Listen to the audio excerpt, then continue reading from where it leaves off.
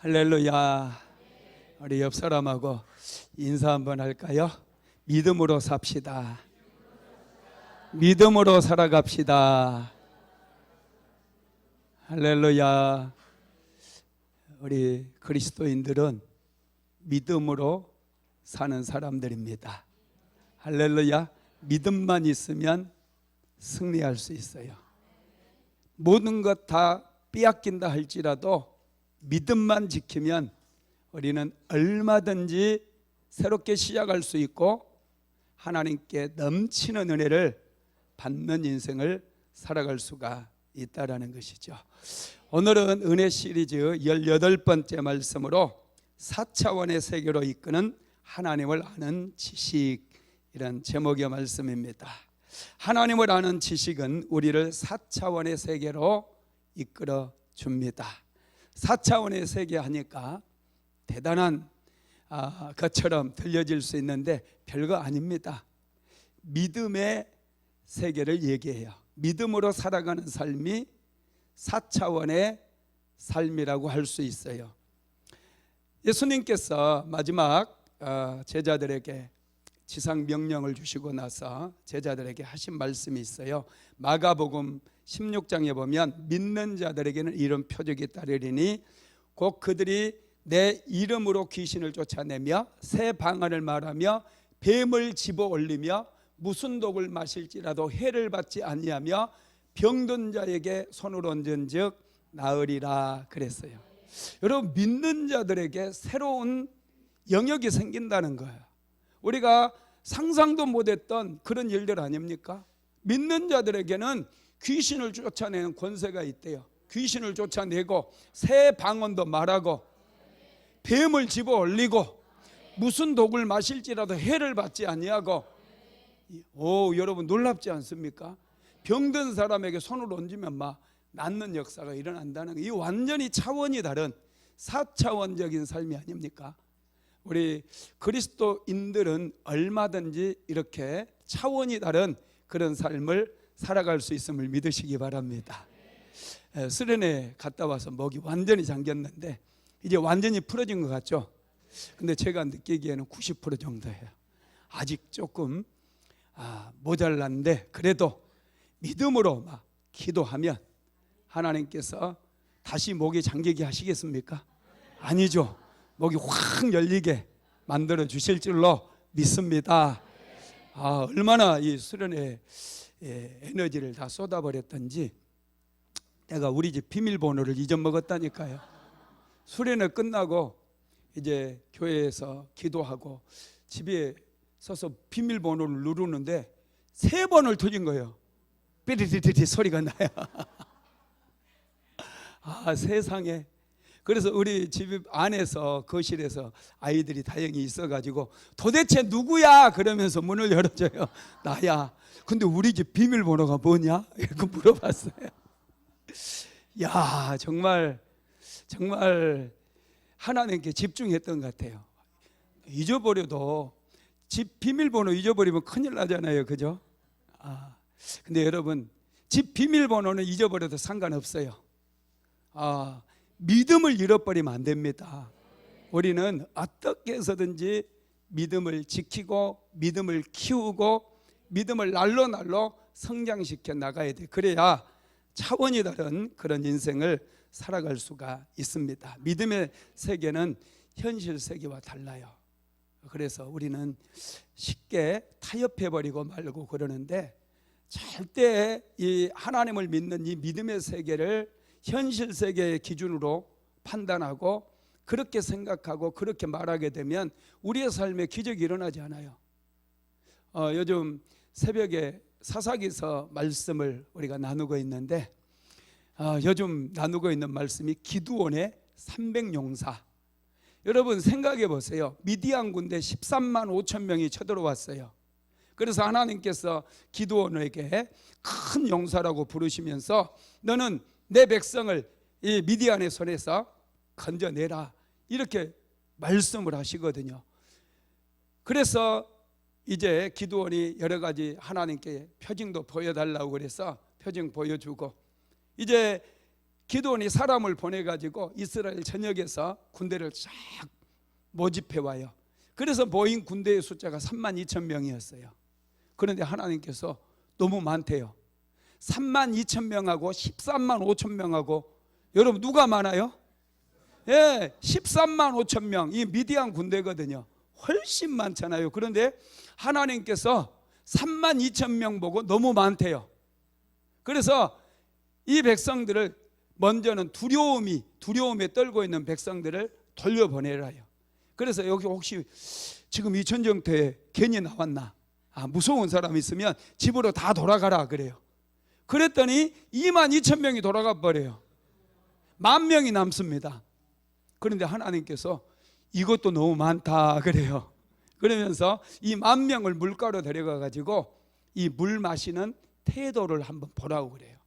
그냥 개처럼 무릎 꿇고 그냥 팍 이제 입을 대고 마시는 사람들은 한쪽으로 모으고 손으로 이렇게 떠서, 그래도 좀 품위 있게 마시는 사람들 따로 세우라고 그러는데, 손으로 떠서 마시는 사람이 300명밖에 안 돼요.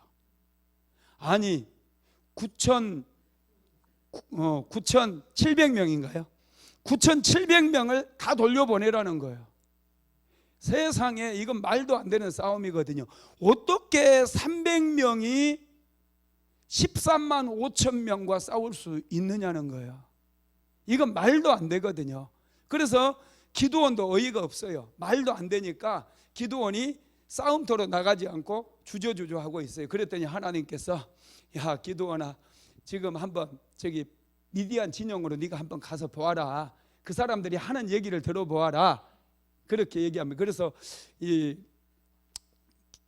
미디안의 진영으로 몰래 들어가 부하 한 명 데리고, 그랬더니 한 병사가 내가 어젯밤에 꿈을 꿨는데 보리떡 한 덩어리가 이스라엘 진영에서 와가지고 우리 장막을 완전히 무너뜨렸다. 그렇게 얘기하니까 옆에 있던 병사가 이것은 요아스의 아들 기드온을 얘기하는 거다. 기드온이 그의 하나님께서 우리에게 보내가지고 우리가 이렇게 대피하게 될 거다. 막 이렇게 해몽을 너무 잘하는 거예요. 그래서 기드온이 이제 용기를 얻고 믿음을 얻어가지고 이제 300명을 데리고 미디안 군대 13만 5천 명이 진친 곳으로 쳐들어갑니다. 하나님께서 엄청나게 은혜를 주시고 역사하시니까 이 미디안 군대, 이 밤중이잖아요. 사람이 안 보이잖아요. 놀래가지고 자다가 일어나가지고 막 서로를 죽이기 시작하는 거예요. 야, 여러분 얼마나 놀랍습니까? 이 믿음의 세계는요, 우리가 이성적으로 생각하고 쉽게 이렇게 내 생각대로, 세상적인 생각대로 행동하면 안 돼요. 우리 믿음의 사람들은 멀리 볼 줄 알아야 되고, 무엇보다도 하나님에 대해서 알아야 됩니다. 하나님을 모르면 우리가 믿음으로 살아갈 수가 없어요. 그래서 오늘 제가 이제 제목을 정하기를 4차원의 세계로 이끄는 하나님을 아는 지식을 이렇게 붙였어요. 하나님 아는 지식. 하나님을 아는 지식이 있어야 믿음으로 살아갈 수 있어요. 믿음으로 생각하고 믿음으로 판단하고 믿음으로 행동하고, 아픈 사람이 있으면 내가 기도해 줄게, 믿음으로 선포해 버리고, 이렇게 우리가 살아갈 수 있다는 거예요. 믿음이 없으면 교회 10년 다니고 20년 다녀도 별거 아니에요. 그거 마귀가 한번 훅 불면 불려나가 떨어지는 거예요. 너무나 쉽게 믿음에서 떠나버릴 수 있어요. 그러나 우리가 하나님을 알게 되고 우리가 믿음이 성장하게 되면은 그 누가 흔들어도 흔들리지 않아요. 뿐만 아니라 믿음으로 날마다 새로운 꿈을 꾸게 되고 하나님께서 기뻐하시는 그런 일들을 행하면서 살아갈 수가 있다라는 것을 믿게 되기를 주님의 이름으로 축복합니다. 그래서 오늘 하나님을, 무엇보다도 하나님을 알아야 돼요. 하나님을 아는 지식이 우리 인생을 바꿔버려요. 여러분들의 미래를 바꾸는 능력이에요. 하나님을 모르면 아무리 믿으려고 해도 안 믿어져요. 그러나 하나님에 대한 확실한 믿음이 있으면 우리는 그 믿음으로 날마다 승리할 수가 있게 된다라는 것이죠. 여러분, 하나님을 경외할 때 하나님께서 즐거움을 주신다고 말씀을 하셨는데요. 이 하나님을 경외하는 즐거움은 어디서 오느냐면 이것도 하나님을 아는 지식에서 오는데, 한번 잠언서 1장 7절로 가볼까요? 잠언서 1장 7절 같이 읽어봅니다. 여호와를 경외하는 것이 지식의 근본이거늘 미련한 자는 지혜와 훈계를 멸시하느니라. 여호와를 경외하는 것이 지식의 근본이다, 이렇게 말씀했어요. 여러분, 하나님을 경외함에서부터 지식이 시작돼요. 하나님을 아는 지식을 우리가 가져야 되는데, 하나님을 경외할 때에 하나님을 아는 지식도 생기는 줄 믿으시기 바랍니다. 하나님께서 피조물을 만드실 때 모든 피조물 가운데서 사람에게 그리고 천사에게 지성을 주셨어요. 감성도 주셨어요. 여러분, 짐승들에게는 지성이 없습니다. 감성도 없어요. 원숭이들에게 매일마다 바나나를 주던 한 사장님이 있었대요. 앞 밀림에서 매일마다 바나나를 주는데 사람들은 매일마다 뭔가를 주면 고맙습니다 이렇게 받잖아요. 원숭이들은요, 확 와가지고 확 채간대요. 한 1년 동안 줘도 똑같이 채간다는 거예요. 이것들은 고마운 줄도 모르고 느낌도 없어요. 그냥 먹을 거 주니까 확 낚아채가는 거예요. 사람은 뭔가 도움을 받고 그러면 고맙습니다 이렇게 인사도 하고 고마움을 표현할 줄 알잖아요. 여러분, 하나님께서 우리에게 지성을 주셨기 때문에 또 감성도 주셨기 때문에 그렇게 표현할 수가 있게 되는 것이죠. 하나님께서는 사람과 천사들에게는 이런 지성도 주셨고 감성을 주셨어요. 여러분, 마귀도 지성이 있습니다. 마귀도 굉장히 똑똑해요. 그래서 마귀를 얕잡아 보거나 쉽게 생각하면 안 돼요. 우리가 당할 수 있어요. 그래서 영적 전쟁을 할 때도 제가 전략적으로 싸워야 된다 그런 말씀 드리잖아요. 지혜롭게 전략을 짜가면서 머리를 써가면서 또 성령님께 지시를 받으면서 우리가 영적 전쟁을 싸워야 우리가 전쟁에서 승리할 수가 있다라는 것입니다. 오늘 우리가 읽은 이사야서 11장은 예수님에 대해서, 예수님은 어떤 분인가에 대해서 우리에게 통찰력을 줘요. 예수님은 어떤 분으로 오셨는지 한번 살펴보겠는데, 첫째는 다윗의 후손으로 오셨다고 그랬거든요. 이사야서 11장 1절 말씀 같이 읽어봅니다. 시작. 이새의 줄기에서 한 싹이 나며 그 뿌리에서 한 가지가 나서 결실할 것이요. 이새는 누구의 아버지죠? 다윗 왕의 아버지죠. 그런데 그 줄기에서 한 싹이 난다고 그랬어요. 이사야 선지자가 이 성경을 이사야서를 기록할 때에는 이새도 죽었고 다윗도 죽었어요. 그러면 이새의 줄기에서 한 싹이 나오는데 이것은 다윗 왕을 가리키는 게 아니고 다윗보다 훨씬 위대한 메시아가 태어날 것을 말씀을 하고 있는 것이죠. 그러면서 여러분, 예수님의 모습을 이렇게 표현한 그런 부분이 나오는데요. 예수님의 모습을 표현할 때 이사야서 53장에 보면은 연한 순처럼 오셨다고 그러거든요. 이사야서 53장 2절 한번 읽어봅시다. 그는 주 앞에서 자라나기를 연한 순 같고 마른 땅에서 나온 뿌리 같아서 고운 모양도 없고 풍채도 없은즉 우리가 보기에 흠모할 만한 아름다운 것이 없도다. 아멘. 예수님 앞으로 오실 메시아를 표현을 할 때 연한 순같이 이렇게 표현을 했어요. 여러분, 연한 순의 특징이 뭡니까? 굉장히 부드럽잖아요. 부드러워요.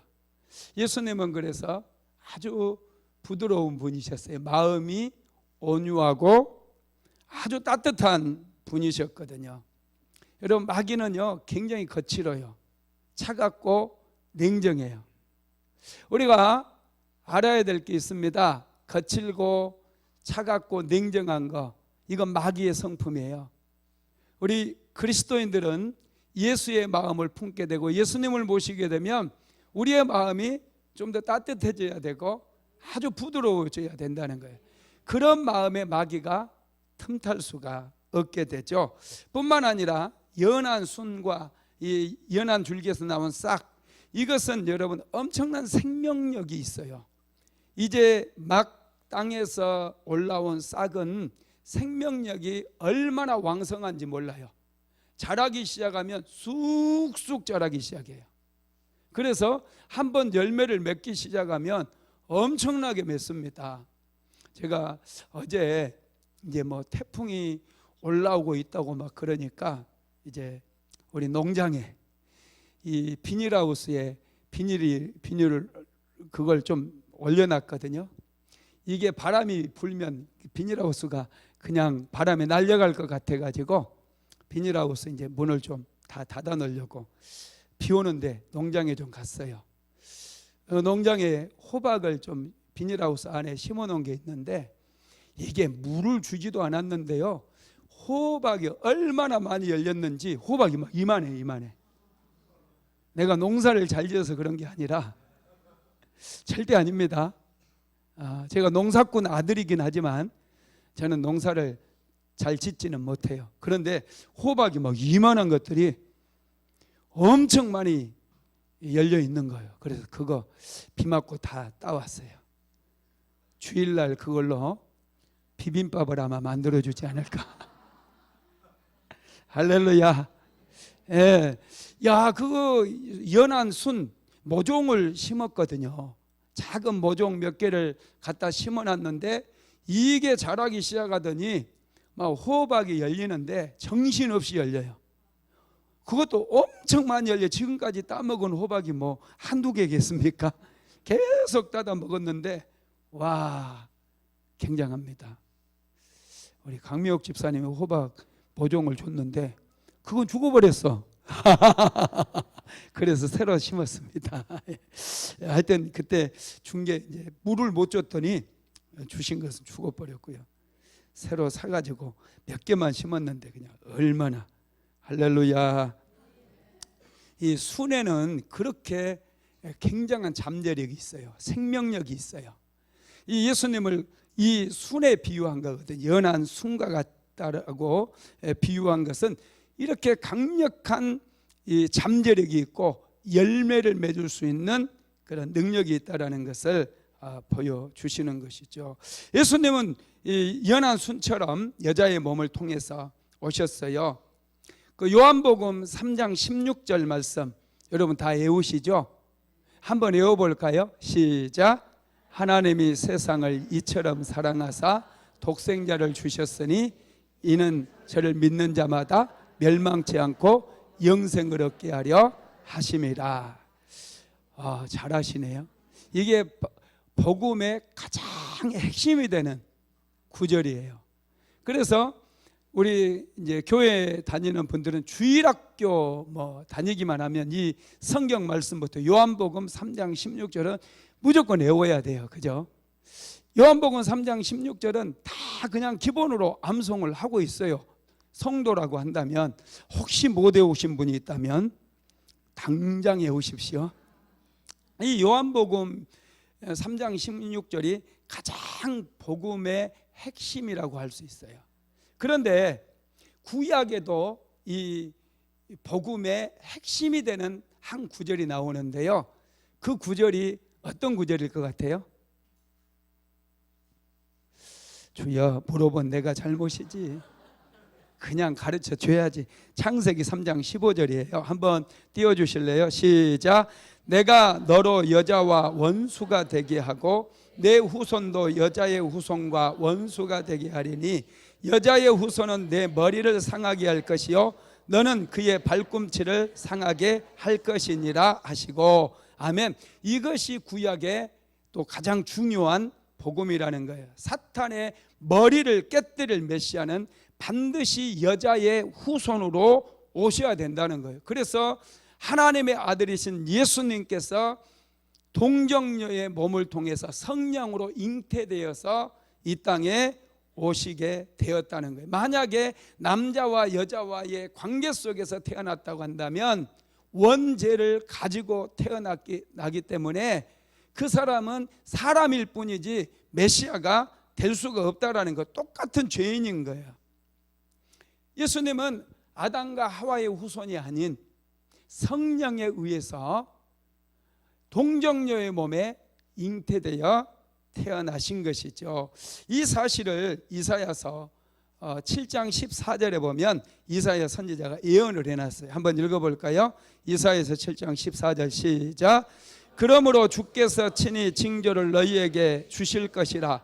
보라, 처녀가 잉태하여 아들을 낳을 것이요 그의 이름을 임마누엘이라 하리라. 아멘. 처녀가 잉태하여 아들을 낳을 것이요. 처녀가 어떻게 잉태를 할 수 있습니까? 말도 안 되는 얘기죠. 그런데 마태복음에 보면은 천사가 와서 하나님의 능력이 너를 덮으시리니 마리아가 잉태하게 될 것이다, 이렇게 말씀을 하셨잖아요. 여러분, 하나님께서 함께 하시면 동정녀도 아기를 가질 수 있어요. 할렐루야. 여러분, 이건 믿음의 세계입니다. 사람들은 보여주면 믿는다고 그래요. 보여주면 못 믿을 사람 어디 있어? 여러분, 하나님은 여러분 눈에 보이지 않아도 하나님을 알 수 있도록 우리에게 성경을 주셨고, 믿음의 조상들도 우리에게 주셨고, 또 많은 믿음의 선배들을 보내주셨거든요. 또 성경책도 주셨어요. 그렇기 때문에 우리는 얼마든지 하나님을 알 수 있고 하나님을 믿을 수 있다는 거예요. 그래서 여러분, 믿음의 세계가 달라요.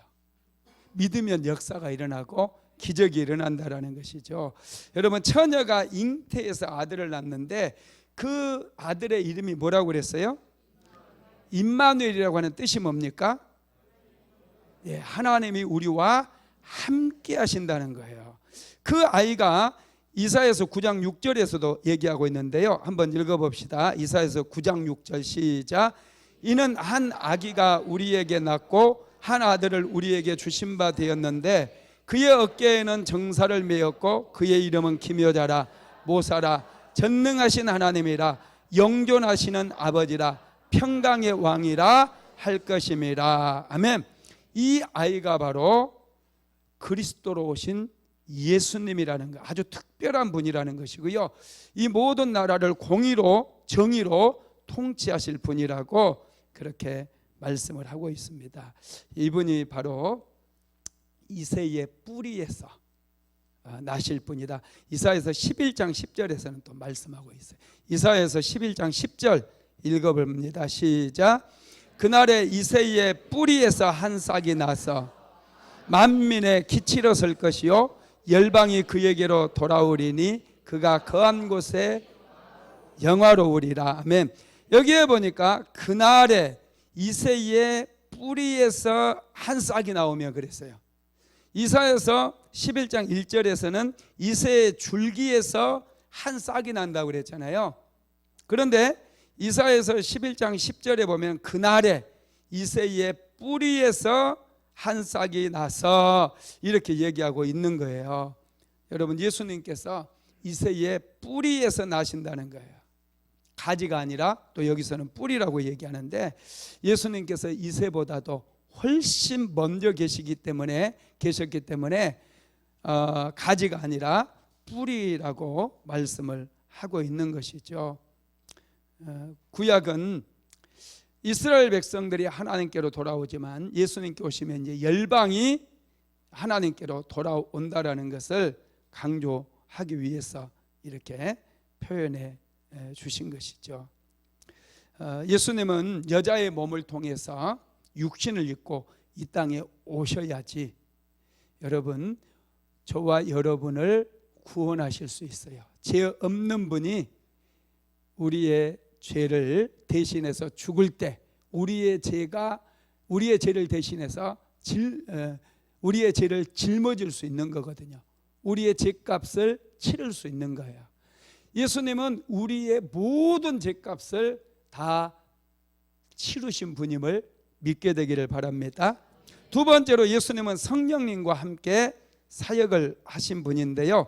이사야서 11장 2절 한번 읽어봅시다. 그의 위에 여호와의 영 곧 지혜와 총명의 영이요 모략과 재능의 영이요 지식과 여호와를 경외하는 영이 강림하시리니. 아멘. 여기는 그는 누구냐면 그가 예수님을 얘기해요. 예수님 위에 한마디로 말씀드리면 성령이 임했다라는 거예요. 여호와의 영이 성령이에요. 예수님의 영도 성령으로 성경에 보면 나와 있죠. 여호와의 영, 지혜와 총명의 영이 바로 성령님을 말씀한다라는 것이죠.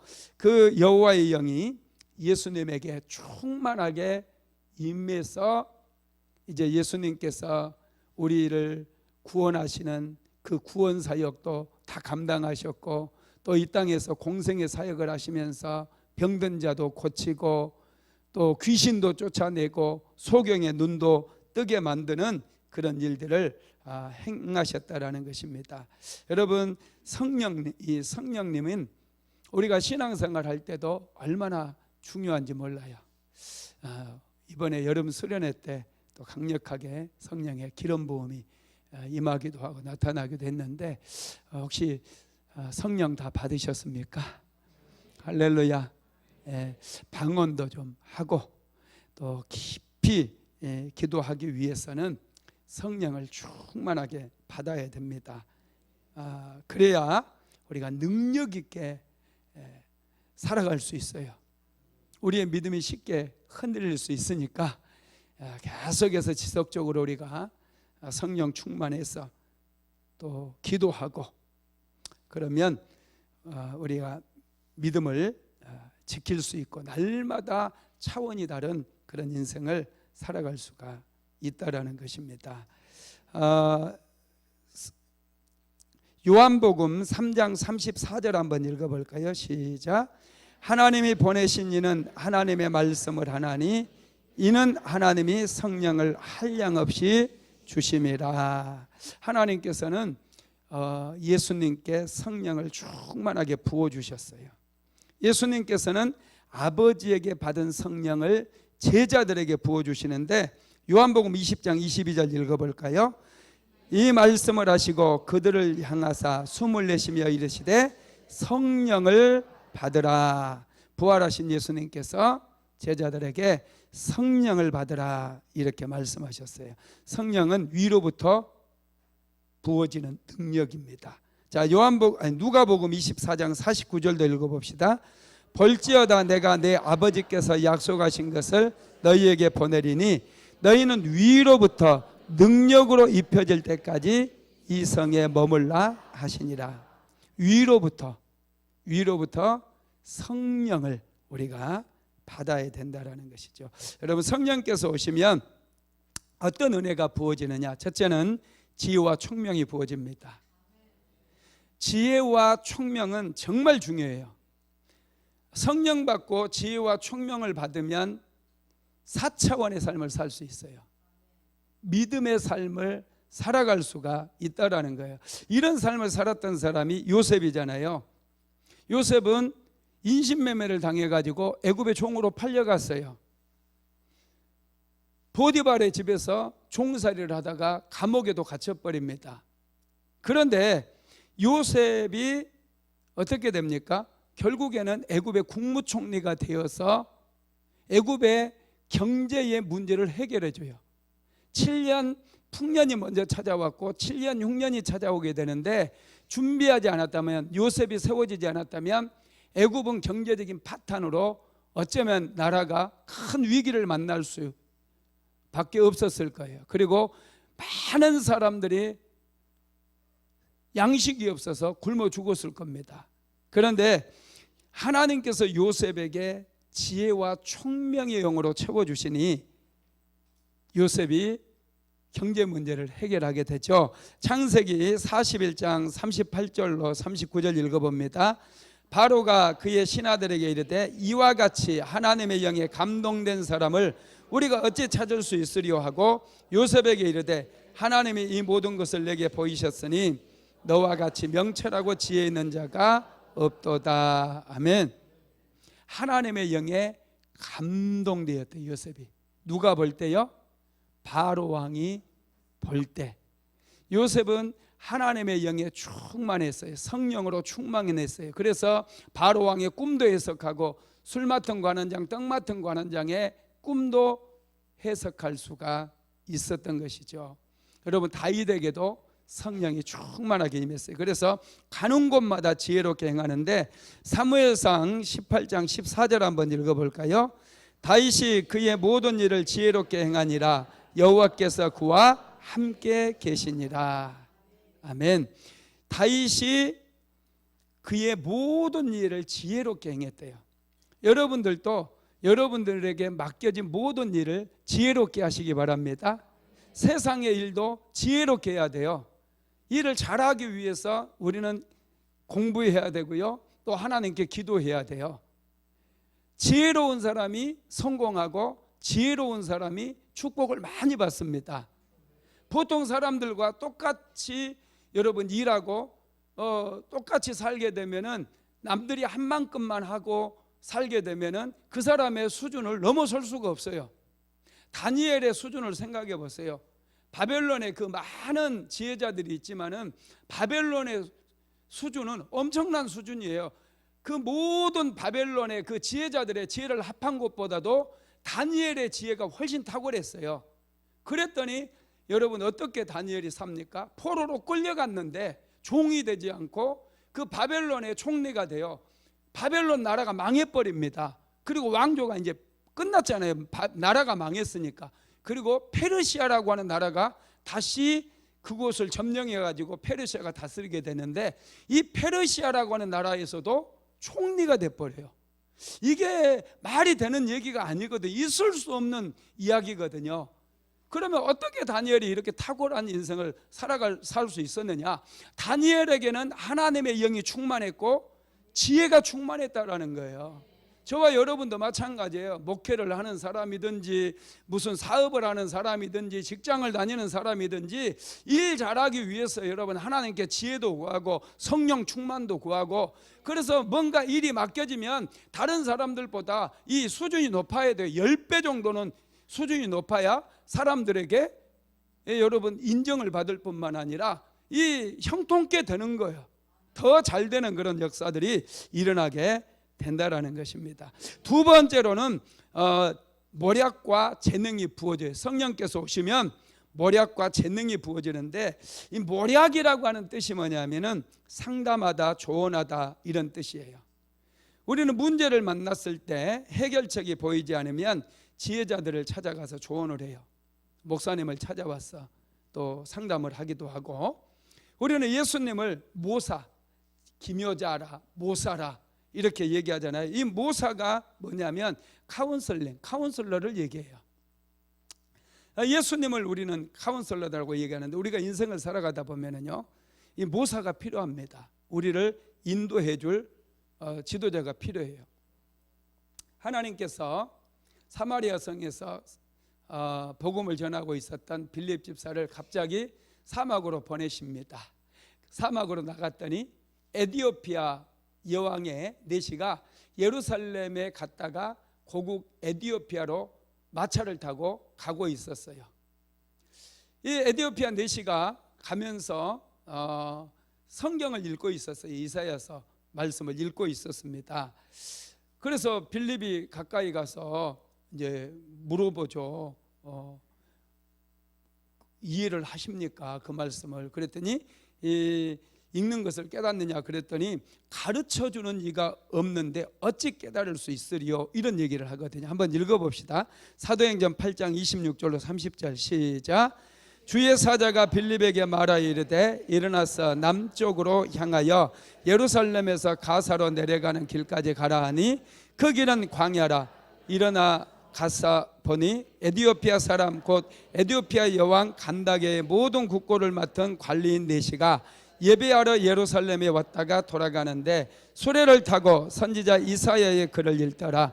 성령이 빌립더러 이르시되 이 수레로 가까이 나아가라 하시거늘 빌립이 달려가서 선지자 이사야의 글을 읽는 것을 듣고 말하되 읽는 것을 깨닫느냐, 읽는 것을 깨닫느냐 이렇게 물었을 때 가르쳐주는 사람이 없는데 어찌 깨달을 수 있으리요 이렇게 얘기를 하는 거예요. 여러분, 인도자가 필요해요. 지도자가. 성령을 받게 되면 다른 사람들을 지도할 수 있는 능력이 생기는 거예요.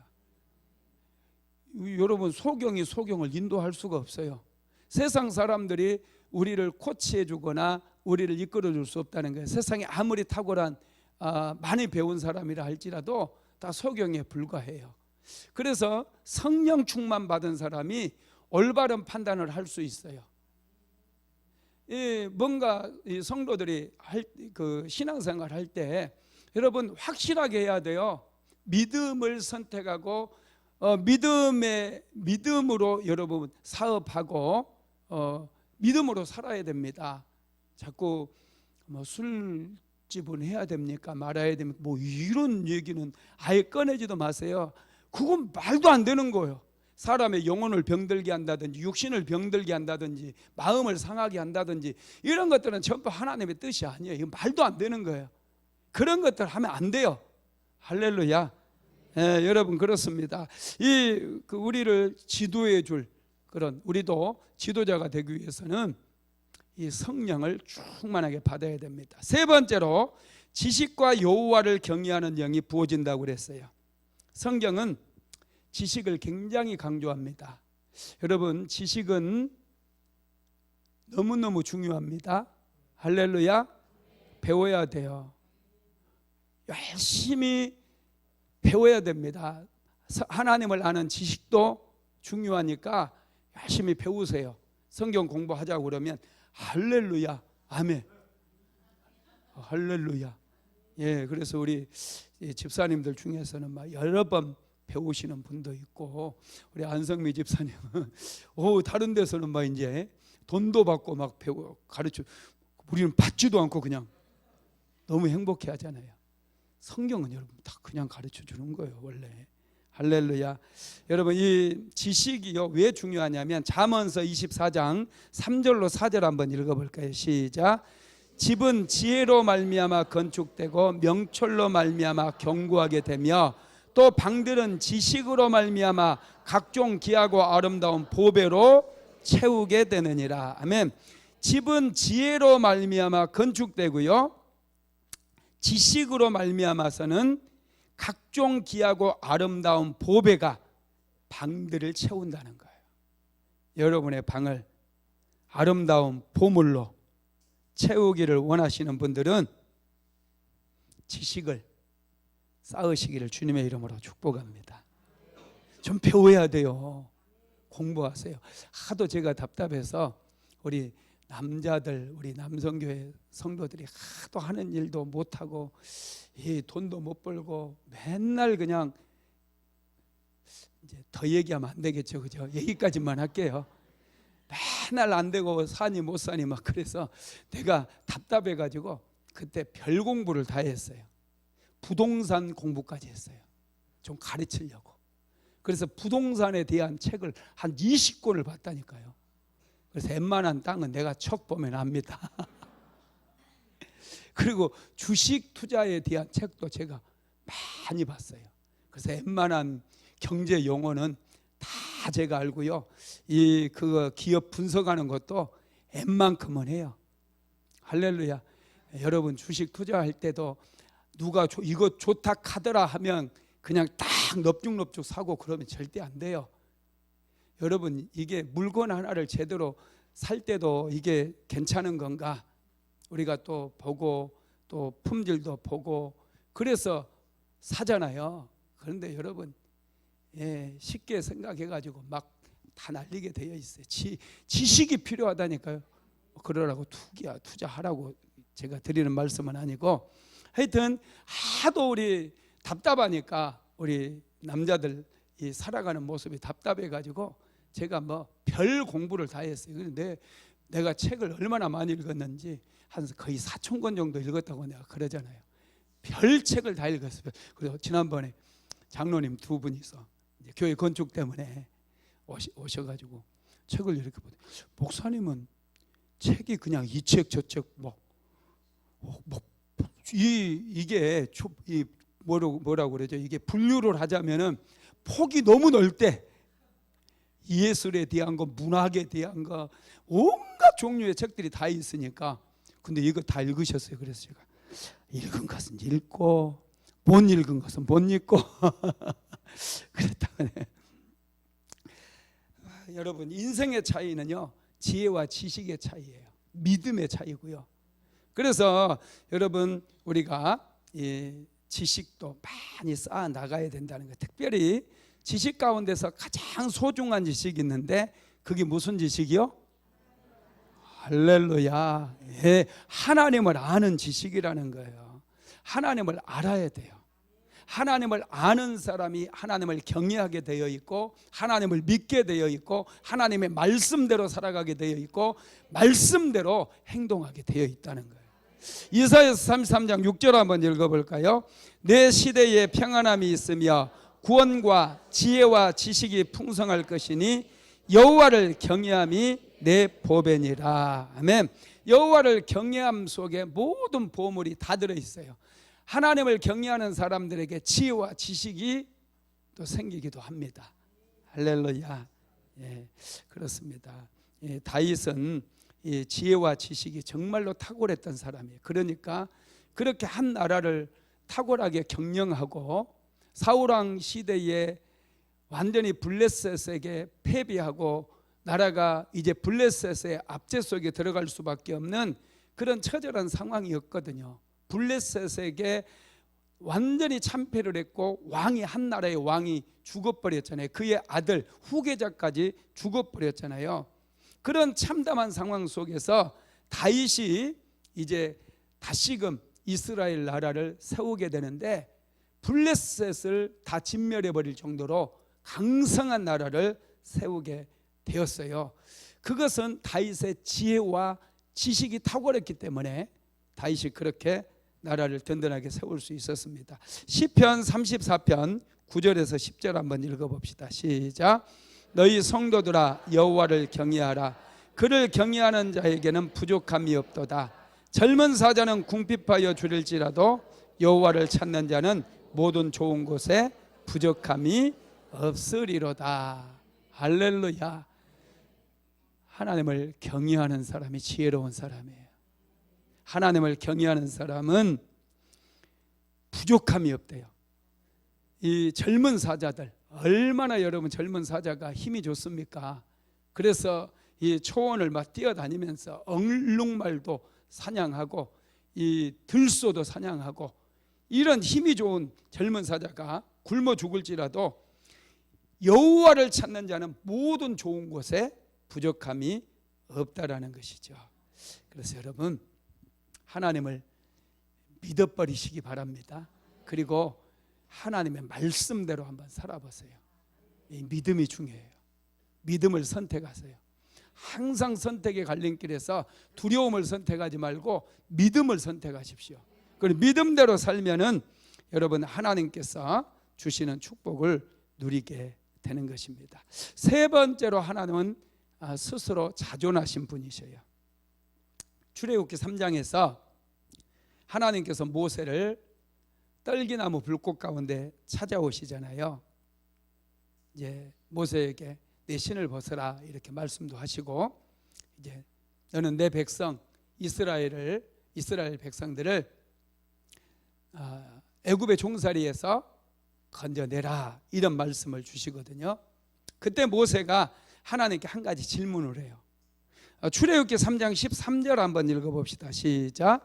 모세가 하나님께 아뢰되 내가 이스라엘 자손에게 가서 이르기를 너희의 조상 하나님이 나를 너희에게 보내셨다 하면 그들이 묻기를 그의 이름이 무엇이냐 하리니 내가 무엇이라고 그들에게 말하리까? 그들이 내게 묻기를 그의 이름, 너를 우리에게 보낸 그분이 누구냐? 이렇게 물을 때에 내가 그들에게 뭐라고 대답을 해야 되겠습니까? 한마디로 하나님은 누구십니까? 이름이 뭡니까? 이렇게 물어본 거예요. 그때 하나님께서 이렇게 말씀하시죠. 출애굽기 3장 14절입니다. 시작. 하나님이 모세에게 이르시되 나는 스스로 있는 자이니라. 또 이르시되 너는 이스라엘 자손에게 이같이 이르기를 스스로 있는 자가 나를 너희에게 보내셨다 하라. 아멘. 나는 스스로 있는 자라 그랬어요. 나는 스스로 있는 자다. I am who I am. 이게 무슨 말이냐면 나는 나다 그 말이에요. 나는 나다. 나는 누구에 의해서 존재하는 자가 아니라 나는 스스로 자존하는 사람, 자존하는 분이다. 이렇게 얘기하는 거예요. 여러분, 하나님은요, 하나님은 자존하신 분이에요. 사람은 피조물입니다. 사람은 자존할 수 없어요. 태어날 때도 부모를 통해서 태어났어요. 사람은 의존적인 존재예요. 부모가 젖도 먹여주고 먹을 것도 주고 목욕도 시켜주고 기저귀도 갈아주고 그래서 살아남을 수가 있었어요. 사람은 대단한 존재 같지만 여러분 그렇지 않습니다. 의존적인 존재예요. 10분 정도만 산소가 사라져버리면 다 죽어요. 한번 실험해 볼까요? 사람은 의존적인 존재예요. 스스로 자존하는 게 아닙니다. 여러분, 그런데 하나님은 자존하시는 분이에요. 우리가 없어도 돼요. 하나님은 완전하신 분이에요. 그런데 구약의 이름 가운데 또 하나 중요한 이름이 있는데요.